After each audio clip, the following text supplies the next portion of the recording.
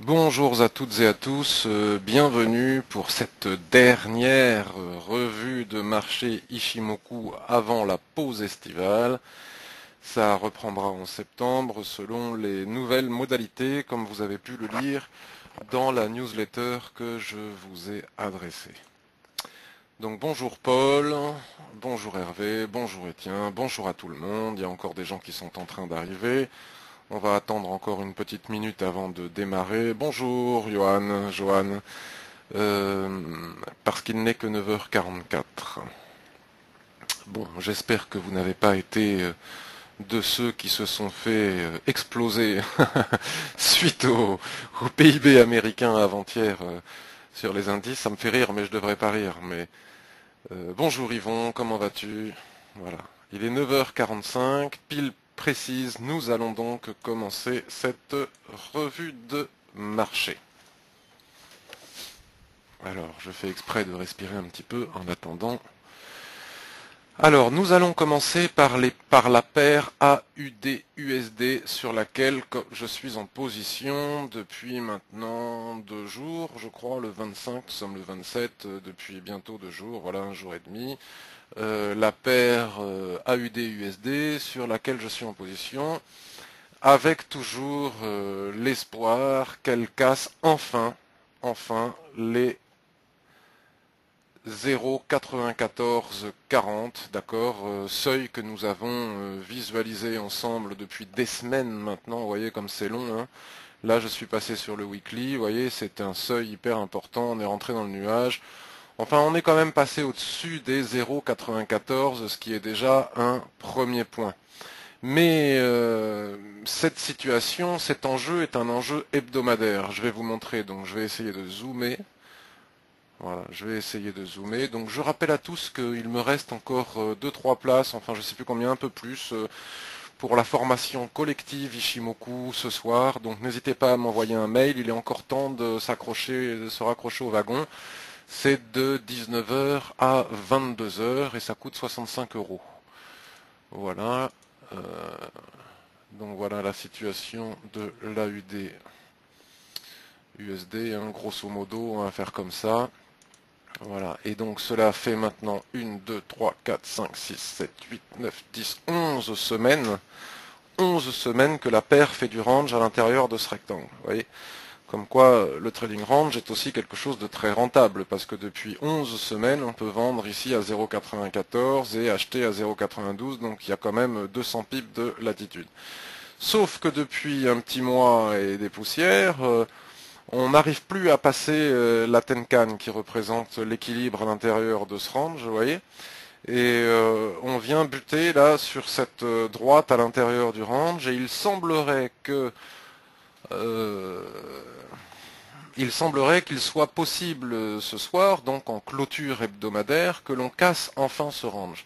Mais bien évidemment, rien n'est fait. C'est pour ça que c'est pas la peine d'avoir un stop très important. D'ailleurs, mon stop est là, mais je sortirai évidemment bien avant. Je vais vous montrer comment. Rien n'est fait parce que la clôture, c'est la clôture. Et donc nous n'avons aucune indication, rien qui nous indique que on ne va pas rétrocéder tout ce que l'on a pris cette semaine ici pour finalement clôturer sous le range. Auquel cas ça pourrait être assimilé à un signal de vente sur soulèvement pour retourner viser le bas du range. Mais bon, moi je joue cette cassure, je ne crains plus rien, si ce n'est perdre une partie des bénéfices, mais ça, c'est quelque chose que je suis habitué à faire depuis longtemps, et c'est pas parce que le marché en ce moment n'avance plus, comme je vais vous le montrer avec le Dow Jones tout à l'heure, qu'il ne faut pas continuer à le faire.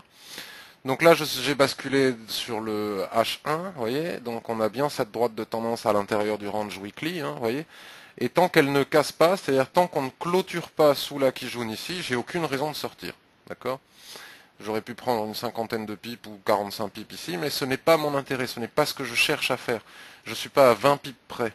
Je cherche à rentrer swing pour aller chercher les 0,95 puis les 0,94. Et donc nous ne saurons que ce soir si on casse la borne du range qui est là, hein. Donc en intraday, c'est déjà fait, mais l'intraday reste de l'intraday. Il faut que ce soit confirmé en clôture et il n'est pas impossible qu'on vienne clôturer dessous. Donc pour le moment, mon stop est là.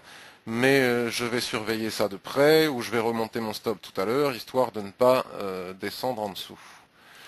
On regarde sur le H4, bon mais sur le H4 je pourrais éventuellement mettre mon stop sous la Kijun, enfin sous la borne du range. Alors c'est pas super hein, sur le H4, on est encore à une heure et quelques, 1h10 de la clôture. C'est pas super parce que si jamais on venait à clôturer comme ça, une fois de plus on clôturerait avec un sommet en pince, une couverture en nuage noir et ce serait pas génial. Regardez déjà ici, nous avions eu une tentative avortée. Bon, on est venu s'arrêter ici sur la droite de tendance. Bon, moi je vais pas retourner un vendredi soir sur la droite de tendance. Donc je vais chercher à sortir pour encaisser au moins 10, 20 pips. On verra bien. Mais enfin, en tout cas, si ça casse, c'est bingo. Hein, c'est bingo, on pourra viser les autres seuils Fibonacci, 0,95, 0,96, etc. Le GBP USD était dans une situation similaire. Donc très haussier, hein, comme je le dis depuis quelques jours. À mon avis, à part en très court terme, pour faire de l'intraday ou du scalping, il n'y a pas de raison particulière de vendre. Hein. On a passé un seuil, nous sommes aussi le 27, donc il faut regarder les seuils mensuels. Il nous reste 3-4 jours pour finir. On est en quel mois là? On est en juin. 30 juin, 31 juin, je ne sais pas s'il y a 30 jours ou 31, vous me le direz. Ici, vous voyez, on a une extension de plat qui jaune dans l'alignement d'une extension SSB, et donc effectivement, on peut retracer toute cette hausse, mais si on casse la SSB, on a un signal. Hein. On a une continuation du signal pour aller chercher les 1,73. Ça, c'est sur le long terme. Donc là, c'est la clôture mensuelle qu'il faut attendre. On remarque aussi la poussée du RSI qui est bien haussière, donc a priori, c'est haussier. Et donc en attendant, alors on va basculer sur le H4, ce sera plus simple. En attendant la clôture mensuelle, nous sommes comme partout dans cette insupportable situation de range où voilà, on fait du range entre 1,70-60 et 1,69-60. Donc là, il y a 100 pips d'écart entre les bornes du range, d'accord? C'est pas anormal, hein, on a cassé un seuil hyper important ici, vous voyez, hein, qui était la borne mensuelle ici, donc après on consolide latéralement en attendant de repartir à la hausse, j'imagine, mais il n'y a aucune certitude. Ici aussi, déjà, sur du court terme, déjà en H4, il faut casser la borne haute du range, et pour le moment, on n'y parvient pas. Donc si on casse les 1,70-60, selon moi, on peut commencer à viser les 1,73. Et enfin, après de très longs mois d'attente absolument insupportables sur les marchés, enfin pouvoir entrer swing. En attendant, tout est plat, vous voyez, sur le H1, tout est plat, il n'y a pas de tendance, donc il n'y a pas de signaux Ishimoku. Donc je vous montrerai ce soir dans la formation comment est-ce qu'on fait la différence entre comment est-ce qu'on utilise les droites de l'Ishimoku en trading range ou en tendance, ce qui n'est pas du tout la même chose, comme vous pouvez le voir ici, une erreur que font beaucoup de gens, même parmi les plus expérimentés. Donc là, à l'intérieur de ce range, on a toujours cette droite de tendance, hein, qui est tout simplement la tendance H1 ou la tendance M15. Hein, dans tout range, il y a une tendance, forcément, vous voyez. On a une tendance parfaite sur le 15 minutes, mais bon, là, ça se complique un petit peu. Donc voilà la situation du GBP USD, donc je ne m'étais pas trop trompé en disant il y a quelques jours qu'il n'y avait pas de raison de vendre, si ce n'est pour faire du trading court terme, ou du scalping, ou du 15-20 pips, ce qui est tout à fait bien, hein, mais ce n'est pas ma démarche. Donc AUD USD c'est fait, l'euro USD, ben, il n'y a pas grand chose à dire, ça y ressemble, hein, on est dans une situation similaire. Donc là vous voyez, je suis sur le H4, donc la première chose que je regarde c'est ce que me raconte Ishimoku. La première chose que me raconte Ishimoku c'est que c'est plat, ça twiste dans tous les sens, il n'y a pas d'orientation, il n'y a pas de tendance malgré tout. Donc là on pourrait aussi dessiner un rectangle comme je l'ai fait sur les autres paires que l'on vient de voir, avec sa petite droite de tendance à l'intérieur du rectangle. Et la cassure des 1,3650, 1,3660, il faudra aller vérifier sur des TF plus élevés, serait certainement un signal d'achat. On remarque aussi que le RSI 21 est parfaitement soutenu par sa zone de neutralité qui ne casse jamais. Ici, nous avons eu une petite alerte hier, mais il n'y a pas de panique puisque ce plat SSB ici correspond pile poil à la Tenkan sur le daily. Et tant que la Tenkan sur le daily n'est pas cassée, il n'y a absolument aucune raison de vendre cette paire. Tiens, d'ailleurs, la Kijun nous a fait une petite baisse là.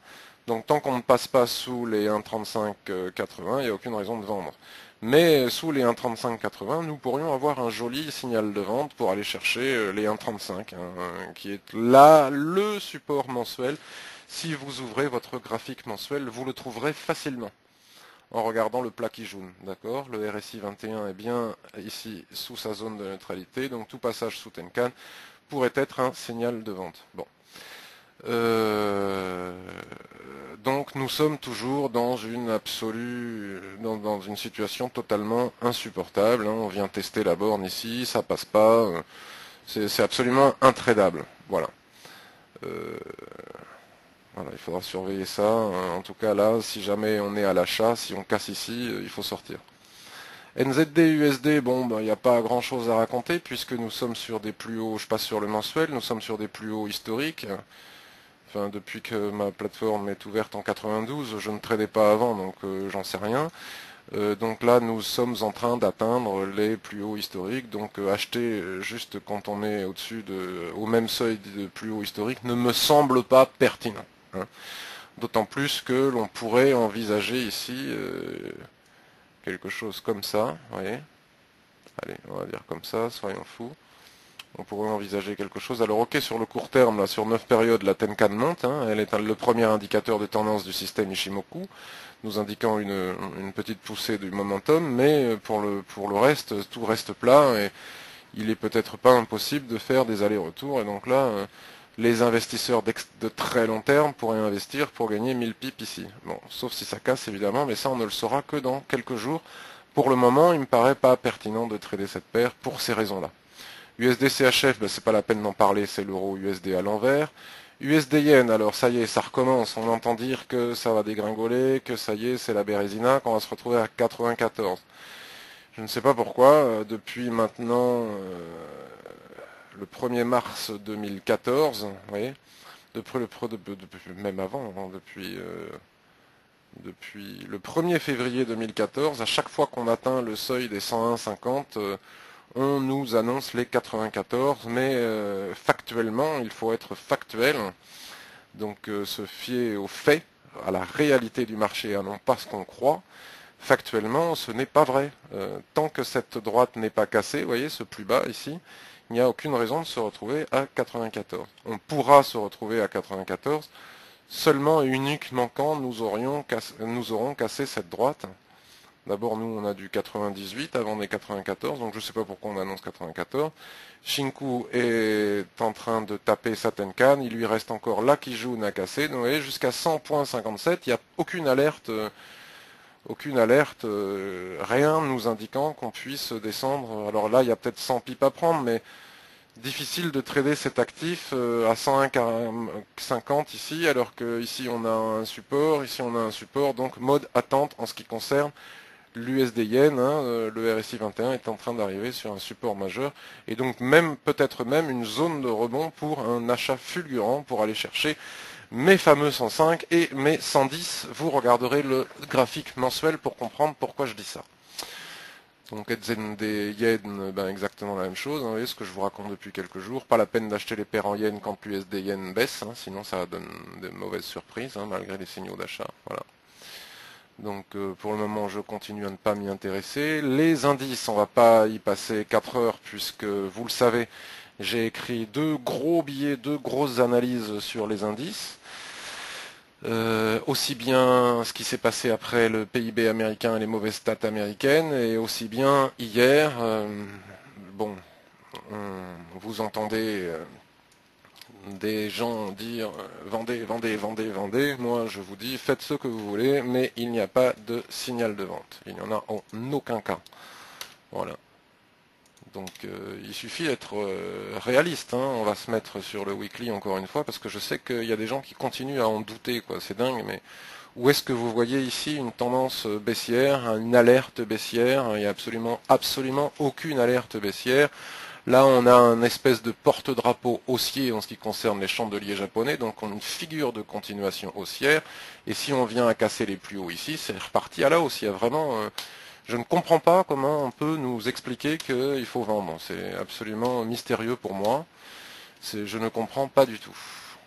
Donc regardez, le premier seuil d'alerte Ishimoku pouvant nous indiquer un éventuel affaiblissement de tendance, c'est Tenkan. Tenkan n'est même pas chatouillé, on est toujours dans le porte-drapeau, et la probabilité de casser par le haut le porte-drapeau est importante, voire même davantage que le... Donc je comprends pas. Voilà. Mais après, c'est pas parce que je comprends pas que les autres ont tort, hein, c'est pas la question. On peut tracer des droites de tendance, enfin vous lirez mon billet, je vais pas recommencer. Voilà, hein, pour ceux qui pensent avoir bien compris Ishimoku, il y a encore une multitude de choses à apprendre sur Ishimoku. Regardez comme la borne haute du canal soutient à la perfection Shinku. Donc tant que Shinku n'est pas arrivé là, il n'y a même pas, enfin voilà, la zone de Tenkan, il n'y a aucune raison de vendre les indices. Et puis si malgré les très mauvaises statistiques, les bidules repartent à la hausse, ben écoutez, vendez si vous voulez.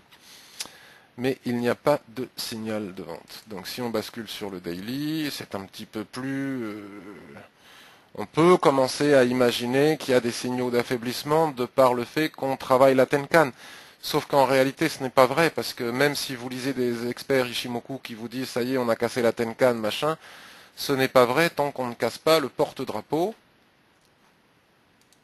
que l'on a vu sur le weekly, excusez-moi, tant qu'on ne casse pas le porte-drapeau que l'on a vu sur le weekly, donc ce range ici, il n'y a aucune alerte baissière, donc là on peut tracer des droites aussi, vous verrez qu'elles correspondent à Kijun. Kijun a été menacé hier, hein, ça a fini par un doji, je ne sais pas comment interpréter ce doji. On a peut-être un premier signal de petit essoufflement ici, mais absolument pas validé et absolument pas confirmé, ni par Ishimoku, ni par le RSI 21. Maintenant, ça ne nous empêche pas de trader ces choses en court terme. Donc c'est ce que j'ai fait hier, vous voyez. J'ai pris toute cette baisse, vous voyez, je suis rentré ici à 16 887, je suis descendu ici à 16 747, donc presque 130 pips. Et puis je suis sorti ici sur cassure de Kijun en encaissant 28 pips. C'est pour vous dire si je n'ai pas peur de prendre 150 pips et de finalement sortir avec 28 pips. Alors ça, les débutants, ça les fait bondir, parce qu'ils se disent « Waouh, 150 pips, le rêve de ma vie !» en trading, mais non, quand vous aurez suffisamment de recul sur le marché, vous verrez que si vous faites du swing trading, il faut accepter ce genre de situation. Donc moi, mon objectif ici était de venir tester la Kijun Daily que je viens de vous montrer, hein, qui est ici, puis finalement, là, sur la Kijun Daily, on a rebondi. Et donc je suis sorti au niveau de la Kijun M15, il me restait plus que 28 pips. Enfin, voilà, je suis peut-être sorti après, j'en sais rien. On a à peu près le même seuil sur le H1, d'accord? On a à peu près le même seuil sur le H1. Donc ce qui est clair maintenant, c'est que le porte-drapeau weekly que je vous ai montré n'est rien d'autre qu'un range sur le court terme. Vous voyez, tout est en train de se mettre à plat et la probabilité de faire des allers-retours là-dedans en attendant de casser soit par le haut, soit par le bas est importante. Et ce sera sans doute ça le signal. Soit d'essoufflement pour une petite correction et certainement pas un crack comme on nous raconte de partout, 20, 30%, 40%, enfin c'est de la science-fiction. Ce sera soit si on casse ici, soit si on casse ici. Donc une fois que ça c'est fait, c'est exactement la même chose pour les autres indices. Donc nous avons ici sur le DAX, on va le mettre en H4. Nous avons ici sur le DAX une situation de platitude et de manque absolu de volatilité par la faiblesse de ce nuage. À l'intérieur de cette platitude, on a une petite tendance ici et puis on a des seuils majeurs ici. Enfin, vous regarderez, c'est exactement la même chose. Le CAC 40 a pris un petit peu d'avance puisque c'est l'indice le plus faible parmi les gros indices, donc il a pris un petit peu d'avance. Et effectivement, lui, on ne peut pas le nier, il a commencé à donner un signal d'affaiblissement de par la cassure de sa Kijun ici, d'accord? De par la cassure de sa Kijun. Et puis Shinku maintenant arrive sur Kijun ici, et nous avons ici, c'est ce que j'expliquais hier, nous avons ici maintenant un support horizontal très important à ce niveau-là. Voilà. Nous avons un support horizontal très important à ce niveau-là. Cependant, le RSI a commencé à bien donner un signal, mais il a cassé sa zone de neutralité, qui n'est pas extrêmement significative, parce que le support ici au niveau du RSI, c'est pas la neutralité, c'est ici. Voilà. Donc tant qu'on ne casse pas ici, ce qui correspondra à cette droite, plus ou moins, il n'y a pas d'alerte majeur. Mais il y a quand même eu la cassure de la Kijun ici, mais regardez, tout est en train de se mettre à plat, il va falloir voir dans les prochains jours. Voilà, si vous avez vendu ici, c'est super, mais voilà, on est face à un support. Et je doute que le CAC 40 puisse dégringoler tout seul, alors que le DAX, le Dow, etc. sont en train de se maintenir. Et donc là, on travaille une zone clé, hein. Sur le H1, on a une belle tendance. Hein, voyez, on a un début de jolie tendance avec une très faible volatilité. Et si on repasse sous Tenkan, là on peut avoir un signal, mais moi je ne prendrai pas le risque de shorter le CAC si les autres indices ne baissent pas. Le DAX, bien, nous sommes dans une situation absolument similaire, je l'ai déjà dit, paf, on a du support ici, voilà. Hein, et regardez comme les droites de l'Ishimoku sont pertinente, ça ne passe pas ici, nous, autre support, hein, là c'est pas difficile, hein, c'est pas besoin d'être sorti de Saint-Cyr, donc je ne sais pas pourquoi les gens crient sur tous les toits qu'il faut vendre, tant qu'on n'a pas cassé ce support, là on voit bien que c'est un support, tant qu'on n'a pas cassé ce support, d'ailleurs c'est ici qu'on fait la mèche, il n'y a pas péril en la demeure. Regardez le RSI pile poil sur sa zone de neutralité. Donc on est sur le fil, hein, je ne dis pas le contraire, d'une petite correction, parce que la tendance de fond est extrêmement haussière, mais le fil, tant qu'il n'est pas coupé, il tient. Donc quoi dire de plus? AUD NZD n'est pas inintéressant. Allez. Bon, il veut pas qu'on le regarde. AUD NZD n'est pas inintéressant puisque nous sommes dans une situation toujours, comme vous le savez, où on avait cassé. Voilà. Hop, on avait cassé ce range interminable, et puis on est venu se frotter ici à la Tenkan mensuelle, vous regarderez, puis on repénètre le range, à l'intérieur de ce range j'ai une droite de tendance qui a été cassée hier, on est en train de rebondir dessus, la probabilité de retourner ici est importante. Voilà, tout simplement. Donc il n'est peut-être pas idiot, techniquement parlant, de vendre ici le retour de la Kijun, le retour du RSI 21 sur sa neutralité pour viser le bas. Le problème, c'est pour que cela soit possible, il faudrait que l'AUD face au dollar ne monte pas et que le NZD face au dollar monte. Mais comme nous l'avons vu au début, c'est aussi comme ça qu'il faut analyser les paires croisées. L'AUD pourrait très bien casser sa résistance ici et monter, et le NZD pourrait très bien être bloqué par sa résistance long terme et baisser, auquel cas l'AUD USD NZD remontera. Donc c'est pour ça qu'il me semble imprudent de le trader maintenant.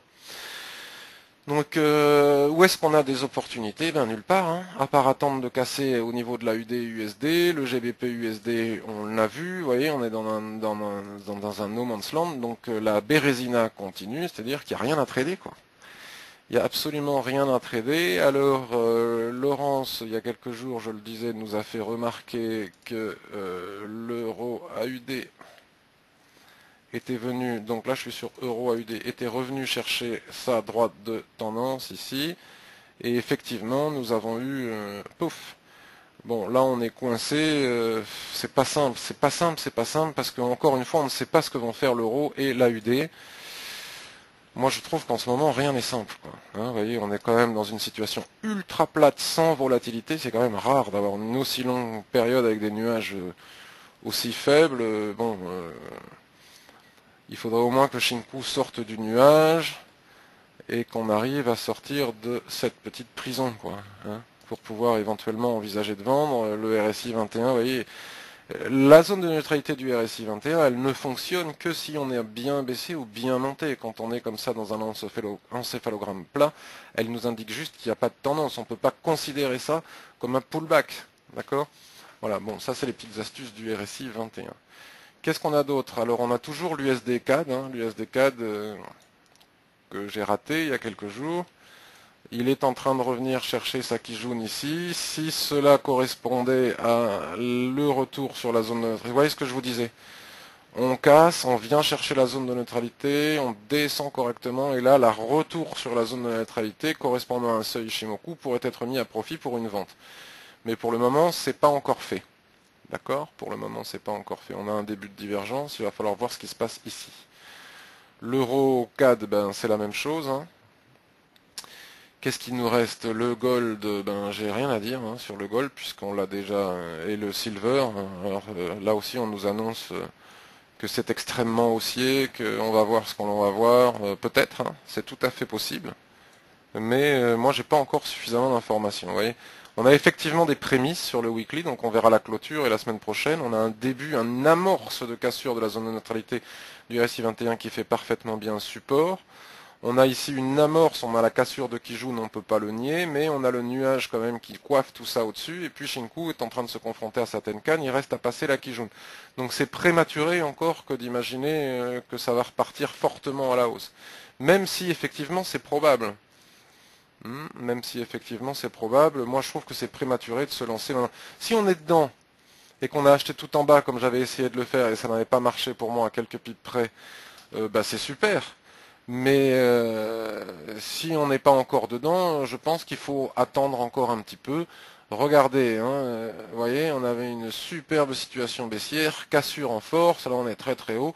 Attendons de retourner sur la zone de neutralité et on verra à ce moment-là quoi. Donc attendons un pullback. Là pour le moment, selon moi, il est trop tard ou trop tôt. Donc je passe sur le gold. Ben le gold c'est sensiblement la même chose. On va se mettre sur du weekly pour voir que alors si on trace des droites, ben ouais, on est encore dans une zone, on est quand même sur résistance horizontale, ça frémit, hein, ça frémit, mais c'est pas encore fait. Donc moi je ne me risquerai pas à trader ça pour le moment. Voilà. Donc il nous reste GBP NZD parce que j'en parlais il y a quelques jours. Donc bah tiens, bah, je suis sur le weekly, regardons la situation sur le weekly. Bon, la situation sur le weekly, elle est plate. Il n'y a pas de tendance depuis fort longtemps. Il n'y a pas de tendance. On a eu une cassure de range ici qui n'a rien donné. Ici en haut, on ne passe pas les résistances. Vous voyez, on ne passe pas la SSB qui est ici. Et puis là, bon, ben, qu'est-ce qu'on peut prétendre? Oui, on peut peut-être prétendre 1,90-70, ce qui est quand même beaucoup. Ce qui est quand même beaucoup. Ça, alors on va essayer de faire comme ça. Non, je sais pas comment faire. Donc là c'est totalement plat, donc on va basculer maintenant. Jetons un œil sur le mensuel, puisque nous sommes à puisque nous sommes à quelques jours de la clôture. Donc là on est sur un support majeur, un 93-84. C'est totalement, c'est très baissier, hein, mais voilà. Mais bon, ça ne veut pas vraiment rebondir. Vous voyez, c'est un peu comme le silver, hein, je vous disais, tant qu'on n'est pas rentré dans le nuage et que la Shinku n'a pas cassé Kijun ici à la hausse, c'est difficile de prétendre qu'ici on a fait un point bas. Le RSI 21 reste encore baissier. On pourrait atteindre les 1,92. Je trouve que c'est pas évident à trader. Il y a toujours un truc qui va pas en ce moment parce que tout est plat, qu'il n'y a pas de tendance. Vous voyez. Puis ça, c'est un actif qui fait des grosses mèches. Il n'empêche néanmoins qu'en daily, on a pris le twist dont je vous parlais il y a quelques jours. On l'a pris ici. Bon. Support à 1,9340. Donc ça fait quand même 100 pips. Là, on reprend la SSB. On est en train d'effectuer un pullback. Donc vous voyez, la direction n'est vraiment pas claire. Et sur H4, peut-être qu'on pourrait essayer de vendre la Kijun ici. Pourquoi pas. Mais alors attention, attention de chez attention. Le GBP-NZD est le roi de la mèche. Donc il faut des stops hyper larges. Parce que sinon, même si on a un bon stop, on peut se faire avoir par des mèches. Il va falloir regarder les statistiques concernant la livre sterling, bien évidemment, avant de faire quoi que ce soit. Et ne pas... Alors GBP-NZD, laissez-moi réfléchir un truc. Le NZD, il est sur résistance, donc hein, c'est pareil que pour la UD-NZD. Hein, il faut quand même se méfier, puisque le NZD sur résistance majeure par rapport au dollar. Donc les meilleures probabilités sont peut-être encore Euro-USD s'il se décide, GBP-USD s'il se décide, vous voyez, et certainement, à mon avis, l'AUD-USD, vous voyez, mon petit bénéfice est en train de fondre comme neige au soleil. Il n'y a rien à faire, il me reste 10 heures. 10 heures, on a clôturé ici. Et, là, on est sur ce chandelier. Il n'y a plus beaucoup de marge hein, en ce qui me concerne. Le RSI 21 arrive sur sa neutralité. Je peux essayer de tenir encore un petit peu, mais ça veut pas casser. Hein. Voilà, c'est comme ça. C'est un petit peu terrible, mais c'est comme ça. Voilà. sur le M15. Bon, ben, il me reste plus beaucoup de temps à vivre sur ce trade, hein, donc j'encaisserai 15 ou 20 misérables petits pips. Mais c'est comme ça. Voilà, un dernier regard sur ce que font les indices. Bon, ben, ils font rien. Le DAX, qu'est-ce qu'il fait? Il fait rien. Bon, je crains qu'on dorme toute la journée. Donc je ne serai pas là cet après-midi. Hein. Je ne vais pas passer ma vie à regarder des graphiques qui ne bougent pas. J'ai mieux à faire. Donc voilà, le DAX, là qui jaune pour le moment sur le H1 tient bien. Voyons le H4, puisque dans une heure... Donc je regarderai la clôture de 11 heures, de H4 à 11 heures, voir s'il y a quelque chose à faire. Mais sinon cet après-midi, je ne serai pas là.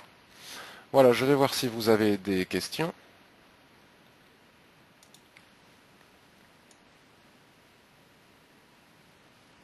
Ah, petit problème de son. Je suis désolé, j'ai pas regardé à temps. Bonjour Jacques, ça va très bien. Ah oui, Shinku, bien sûr, il faut... Mais n'hésitez pas hein, à vous payer une formation, ça ne coûte que 65 euros. Et en toute modestie, vous apprendrez des choses. Et ça coûtera moins cher que de remettre de l'argent sans arrêt sur votre compte si vous perdez de l'argent. Hier, j'étais à une réunion avec le pape de l'Ishimoku en France. Pour lui, c'est devenu un marché où l'on doit surtout intervenir sur des petites unités, donc prendre des petits gains. Oui, mais tout à fait, je ne sais pas qui est le pape de l'Ishimoku en France, mais j'imagine un petit peu. Mais en tout cas, oui, oui, bien sûr, mais ce n'est pas parce que en ce moment il n'y a pas de tendance et qu'on ne peut pas faire de intraday ou de swing qu'il faut obligatoirement faire du court terme. Pour faire du court terme, il faut en avoir le désir, il faut en avoir l'envie, il faut accepter de rester devant l'écran longtemps. On peut aussi ne pas trader, c'est aussi très très bien hein, de ne pas trader, et attendre des jours meilleurs, parce que les jours meilleurs viendront, et le pape de l'Ishimoku continuera à prendre ses 15-20 pips, et nous on en prendra 150, 200, 300, etc. Il est responsable analyse technique de BBSP pour des hedge funds, d'accord. Mais il a totalement raison. En ce moment, le marché est très rentable pour les traders de court terme, de scalping ou de très court terme. Hein. Vous avez sur Twitter, vous pouvez suivre Robbie, il gagne de l'argent tous les jours. Voilà, 12-15 points à prendre. Oui, oui, non, mais je ne nie pas. Bon, après, dans les revues de marché, je fais des revues de marché sur le H4, pas sur le 15 minutes. Mais dans la formation Trading Live, on étudie comment utiliser Ishimoku en très court terme pour ceux qui aiment faire ça. Je pense qu'il faut que tu restes en position, me dit Yvon, sur l'AUD USD. Oui, à condition de ne pas perdre d'argent.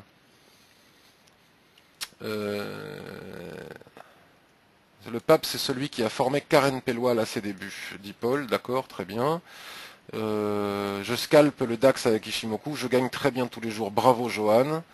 Je veux apprendre encore plus avec vous maintenant. Mais avec plaisir, hein, n'hésite pas. Hein, si tu veux faire une formation, je suis là. L'AUD USD ne sort pas, tu me dis, Yvon, oui, à condition que le signal ne soit pas invalidé. Si on casse la SSB, je sors, c'est évident. Hein, si on casse ici le nuage, ça veut dire qu'on va repartir vers le bas du range, que la probabilité est très importante de repartir vers le bas du range, donc il s'agit non pas non plus de... moi aussi, si vous regardez mes résultats, donc ils sont où mes résultats? Si vous regardez mes résultats de trading, c'est absolument incroyable. On croirait que je suis devenu un scalper. Voilà. Voilà, les résultats du mois de juin ne sont pas mauvais. Mais regardez, 9 pips, 4 pips, 15 pips. Donc moi aussi je suis devenu un court-termiste. Sauf que moi je ne vais pas chercher 15 pips, je vais en chercher davantage. Et comme les situations s'invalident, vous voyez, hier sur le dos, j'étais à plus de 150 pips. Les situations s'invalident, ben, je me retrouve avec 28 pips. Comme l'AUD USD ici et maintenant, je suis parti pour aller chercher 300 pips à 0,96.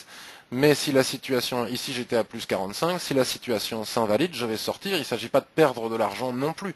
Il ne faut pas laisser courir les pertes. Donc à ce moment-là, je sors et je me retrouve avec plus 10, 15 pips et on dirait que moi aussi je fais du court terme. Donc finalement, j'en fais malgré moi. Sur ce, je vais vous souhaiter une excellente journée. Je continuerai à vous répondre sur le forum, sur le blog, etc. N'hésitez pas à aller voir le forum, il y a des superbes analyses. Je vous recommande vivement d'aller voir sur le forum, je vais vous montrer quelques secondes. sur le forum. Je vais vous montrer quelques secondes sur le forum. Il y a des choses à ne surtout pas rater, hein. Il y a vraiment beaucoup de choses de très intéressantes. Il y a un super document que Yvon Maline nous a mis en publication dans Ressources Ishimoku, ici, Ressources Ishimoku, sur comment utiliser plusieurs unités de temps. Il ne faut pas le rater. Vous avez aussi les analyses de tous les membres. Ernest en général fait des analyses très pertinentes. Enfin, tout le monde fait des analyses très pertinentes. Il y a plein de gens qui se décarcassent sur le forum. Il faut aller le voir. Vous cliquez sur les sujets actifs pour voir les dernières nouvelles. Je vous recommande aussi d'aller voir les journaux de tout le monde. Et aussi le travail que fait Trias sur GAN associé à l'Ishimoku. C'est très intéressant et parfois ça peut aider. Vous voyez, Ishimoku et le RSI, enfin voilà. Par contre, soyez gentils, participez aussi. Voilà, je dis à bientôt. Je vous souhaite une excellente journée, un excellent week-end. Je serai là encore jusqu'à midi et puis après, je vais me consacrer à mon autre métier.